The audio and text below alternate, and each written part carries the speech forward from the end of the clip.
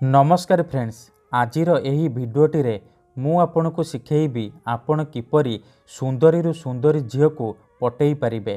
पड़िशा घर सुंदरी भाउज ठारू निजर मन मुताबक काम हासिल करिपारिबे। हाँ फ्रेंड्स, जदि आपण केउ झील को मने मने भल पाउचंती, पड़िशा घर सुंदरी भाउज आड़ को आकर्षित हेउचंती, किंतु जेते चेष्टा कले मध्य ताकू पटई पारुनांती, ताकू निजर मन कथा कहबाकू डरुचंती, आउ आपण चाहूचंती कि से झील बा महिला निजे आसी आपण को भल पाउची बोली कहू, तेबे आजिर एही भिडियोटी आपणकर इच्छा को पूरण करिब। कारण आजिर एही भिडियोटी रे मु आपणक पई आमर तंत्र शास्त्ररू एमिति एक सहज शक्तिशाली वशीकरण नहीं आसीची, जहाको आपण प्रयोग करदेले सुंदरी रु सुंदरी झील को निज बसरे करिपारिबे। पड़िशा घर भाउज ठारू निजर मन मुताबक काम हासिल करिपारिबे। एही वशीकरण करिबा पई आपणको किछि भी मंत्रतंत्र करिबाको पड़िबनी, किछि भी पैसा खर्च करिबाको पड़िबनी। केवल जेउ झील बा महिला को आपण वशीकरण करिबाको चाहूचंती, तार बाळ आनिबे, दीटा लवंग आनिबे, आउ अल्प टिके लाल सिंदूर आनिबे, खंडे साधा कागज आनिबे। एतिकी जिनिसरे आपण एही वशीकरण को करिपारिबे। देखंतु मु एठी झीवर बाळ जगार कला सूता आनीची, आपण किंतु जेउ झील बा नारी को वशीकरण करने चाहूचंती तार बाळ आनिबे। एतिकी जिनिस आनी सारिबा परे आपण एही वशीकरण को आरंभ करिवे। मने रखंतु, एही वशीकरण महाशक्तिशाली वशीकरण। एहार प्रयोग केबे भी खाली जाएनी। तेणु मोर आपण मानकु अनुरोध कि एही वशीकरण को आपण भाबिचिंती प्रयोग करिवे।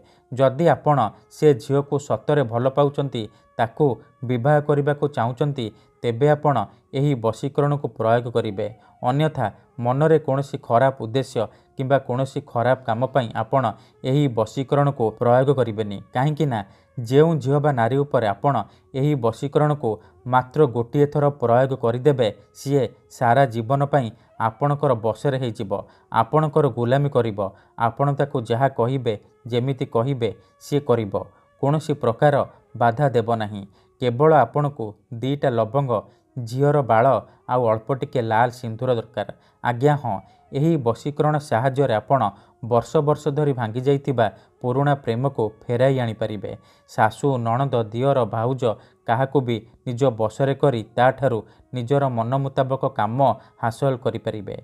ठीक अछि, तेबे एही वशीकरण विधि आपण किपरि करिबे, केमिति करिबे, एहार प्रयोग विधि कौन, मु आपनको शिखेइबी। संपूर्ण प्रयोग विधि ठीक भाव शिखेइबी। जानिबा पई मोर आपण मानकु अनुरोध कि आपण भिडियोटी को पूरा ध्यान सहित शेष पर्यंत देखिबे। अधारू छाड़िकी पळेइले किंबा काटी काटी देखिले आपण किछि भी बुझी परिबेनी।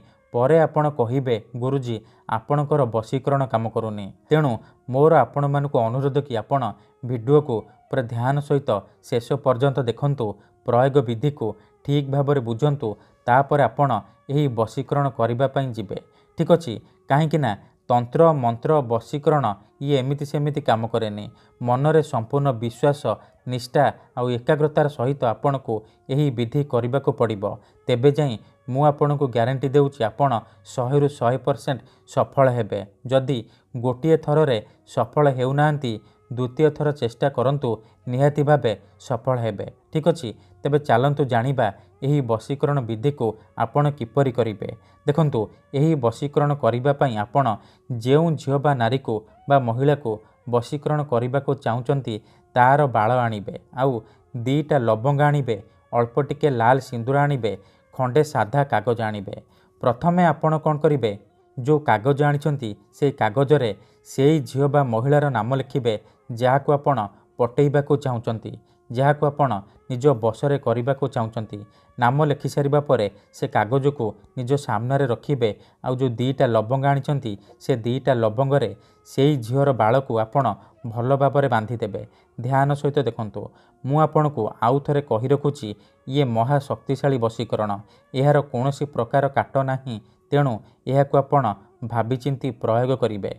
देखंतु, झीवर बाळ को लवंगरे एहीपरि बांधी सारिबा परे आपण कोन करिवे, जो कागजरे ना लिखिचंती से कागज उपरे लवंग को रखिदेबे। एतिकी करि सारिबा परे आपण ता उपरे अल्प टिके लाल सिंदूर पकईदेबे। ଦେଖନ୍ତୁ ଏହିପରି ଆପଣ ଅଳ୍ପ ଟିକେ ଲାଲ ସିନ୍ଦୁର ପକାଇଦେବେ। ତାପରେ ଏ କାଗଜକୁ ଆପଣ ଭଲ ଭାବରେ ମୋଡ଼ିଦେବେ। ଏହିପରି ମୋଡ଼ିକି ଆପଣ ନିଜର ଶୋଇବା ତକିଆ ତଳେ ରଖିକି ଶୋଇପଡ଼ିବେ। ସକାଳୁ ଉଠିବା ମାତ୍ରେ ଆପଣ କ'ଣ କରିବେ, ଏହି କାଗଜକୁ ନେଇକି, ଏହି କାଗଜ ଆଉ ଲବଙ୍ଗକୁ ନେଇକି କୌଣସି ଏକ ଜାଗାରେ ଅଳ୍ପ ଟିକେ ମାଟି ଖୋଳିକି ପୋତିଦେବେ। ମନେ ରଖନ୍ତୁ, ପୋତିବା ସମୟରେ ଆପଣ ସେଇ ଝିଅ ବା ନାରୀକୁ ମନେ ମନେ ଭାବିବେ, ତା'ର ମୁହଁକୁ ନିଜ ମନରେ ଭାବୁଥିବେ। ତାପରେ ଆପଣ ଏହି ଲବଙ୍ଗ ଆଉ କାଗଜକୁ ମାଟିରେ ପୋତି ଦେଇକି ଆସିବେ। ମନେ ରଖନ୍ତୁ, ଏହି ବଶୀକରଣର କରିବା ସମୟ ହେଉଛି ସନ୍ଧ୍ୟା 6ଟାରୁ ରାତି 11ଟା ମଧ୍ୟରେ।